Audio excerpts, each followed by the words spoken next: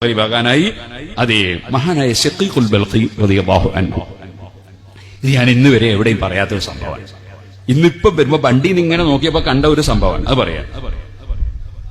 മഹാനവറുകൾ പറഞ്ഞതായി ഇമാം യാഫഈ റളിയല്ലാഹു അൻഹു പറയുന്നു, തലബ്നാ ഖംസൻ ഫവജദ്നാ ഫീ ഖംസിൻ. നമ്മുടെ 5 കാര്യം അന്വേഷിച്ചു, അത് 5 കാര്യത്തിലാണ് കിട്ടിയത്. 5 കാര്യം അന്വേഷിച്ചപ്പോ 5 കാര്യത്തിൽ കിട്ടി. തലബ്നാ ബർക്കത്തുൽ ഖൂതി, ഞങ്ങള് ഭക്ഷണത്തിൽ ബർക്കത്തുണ്ടാകണം എന്നത് ഞങ്ങൾ തേടി.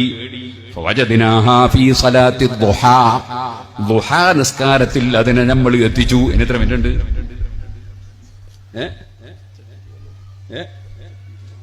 അത് നോക്കാം, 20 മിനിറ്റ് ഉണ്ട്. ഫവജദ്നാഹാ ഫീ സ്വലാത്തി ദുഹാ, ഭക്ഷണത്തിലുള്ള ബർക്കത്ത് ദുഹാ നിസ്കാരത്തിൽ നമ്മൾ എത്തിച്ചു. അപ്പൊ ദുഹാ നിസ്കാരം നടത്തിയാൽ ഭക്ഷണത്തിൽ ബർക്കത്തുണ്ടാകും. ഭക്ഷണത്തിൽ എന്തെല്ലാം ബർക്കത്തുണ്ട്? ഒന്ന്, നല്ല ഭക്ഷണം കഴിക്കുക, ആ ഭക്ഷണം കൊണ്ട് രോഗമില്ലാതിരിക്കുക. ഭക്ഷണം ഹലാലാവുക, നല്ല ഭക്ഷണമാവുക, ആ ഭക്ഷണം കൊണ്ട് ആരോഗ്യം കിട്ടുക, രോഗം വരാതിരിക്കുക. അതൊക്കെ അതിന്റെ ബർക്കത്തിന്റെ ഭാഗമല്ലേ?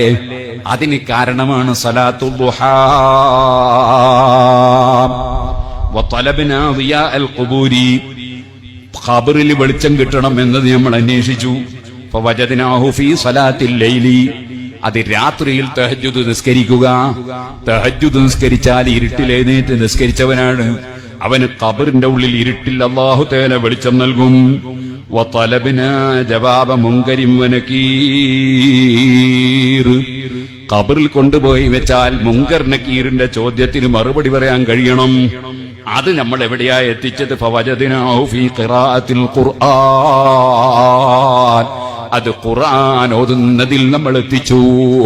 മുൻകർ നകീറിന്റെ ചോദ്യത്തിന് മറുപടി പറയാൻ നമ്മൾ സമ്പാദിക്കേണ്ടത് ഖുർആനോത്താണ്.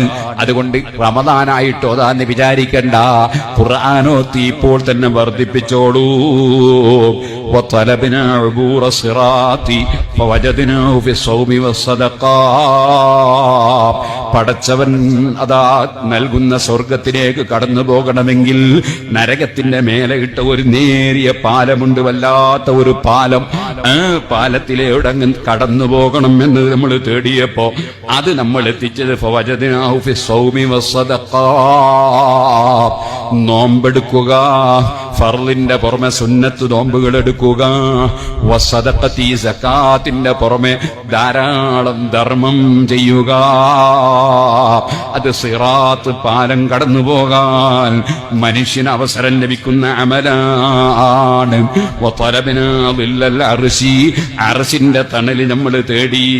അർശിന്റെ തണല് കിട്ടുന്നവരാണ് അതേ പള്ളിയുമായി ബന്ധപ്പെട്ട മനസ്സുള്ളവരെന്ന് നേരത്തെ ഞാൻ പറഞ്ഞില്ലേ. അത് 7 കക്ഷികളെ നബിതങ്ങൾ അതാ എണ്ണിയിട്ടുണ്ട്. ഞാൻ ഇന്ന് രാവിലെ മുത്തഅല്ലിമീങ്ങൾക്ക് ബുഖാരിയിൽ ഓതിക്കൊടുത്ത ഹദീസ് അതാണ്. ആ പറഞ്ഞ 7 കൂട്ടത്തിൽ ഒരാളാണ് അതേ മനുഷ്യൻ, മനസ്സ് പള്ളിയുമായി ബന്ധപ്പെട്ട മനസ്സുള്ളവൻ. അതുപോലെ മറ്റൊരാളാണ് വറജുലാനി തഹബ്ബാ ഫില്ലാഹി വജതമാ അലൈഹി വതഫാറഖാ അലൈഹി, പടച്ചവന്റെ പൊരുത്തത്തിനു വേണ്ടി പരസ്പരം സ്നേഹിച്ചു, ആ പൊരുത്തത്തിലായി ജീവിച്ചു, ആ പൊരുത്തത്തിലായി വിട പറഞ്ഞു.